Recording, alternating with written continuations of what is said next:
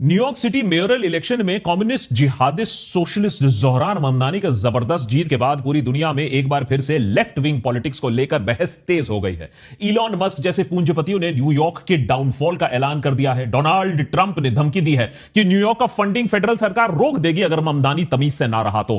Corporate main stream media में ममदानी को लेकर मातम का माहौल है। उधर रिपब्लिकन मेगा बेस का रोना धोना तो खत्म ही नहीं हो रहा है।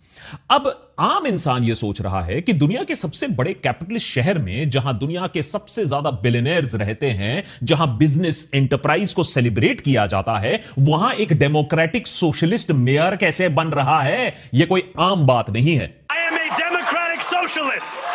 Most damning of all, I refuse to apologize for any of this.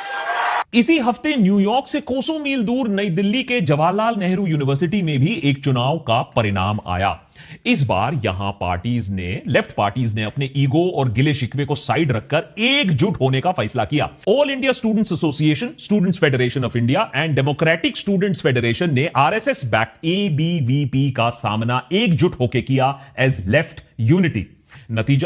नतीजा यह कि जेएनयू स्टूडेंट्स यूनियन पोल्स में लेफ्ट ने क्लीन स्वीप हासिल किया। सारे पोस्ट्स उनके हुए। यह एबीवीपी के लिए एक झटका था, क्योंकि पिछले ही साल पार्टी ने जेएनयू जॉइंट सेक्रेटरी का पोस्ट जीत लिया था और लेफ्ट के गढ़ में एबीवीपी अपनी ऐंठ और बढ़ाना चाहता था। इस साल पूरी कोशिश भी की थी, तंत्र यंत्र सब लगा दिया था। लाल लंगूर नीला लंगूर कमरे में बंद है, हमें एबीवीपी पसंद है। ना दिया जी। कल वोट करने जाओगी जी।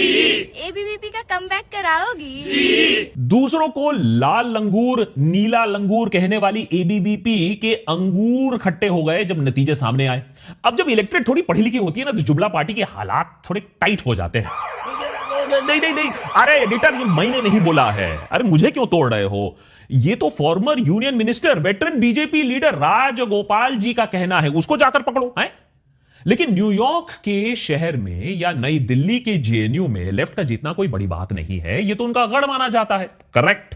लेकिन क्या हो अगर मैं आपको यह बात बताऊं कि लेफ्ट विंग गवर्नमेंट्स का सत्ता में आना अब एक ट्रेंड बन रहा है। अगर आप बीते 1-2 सालों में दुनिया के अलग अलग हिस्सों में हुए इलेक्शंस को ध्यान से देखोगे तो आपको पता चलेगा कि एक बार फिर से लेफ्ट विंग गवर्नमेंट चुपचाप दुनिया में अपनी वापसी कर रहे हैं। फिर चाहे वो यूरोप हो, साउथ अमेरिका हो, अफ्रीका हो या साउथ ईस्ट एशिया हो।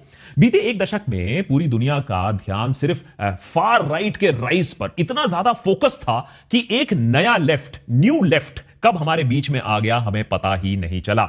और पता चलेगा भी कैसे? अरे राइट ने मेन स्ट्रीम मीडिया नैरेटिव पर कब्जा जमा कर रखा है। पूंजीपतियों के साथ साठ गांठ बैठा के रखा है राइट ने। लोगों को ब्रेन वॉश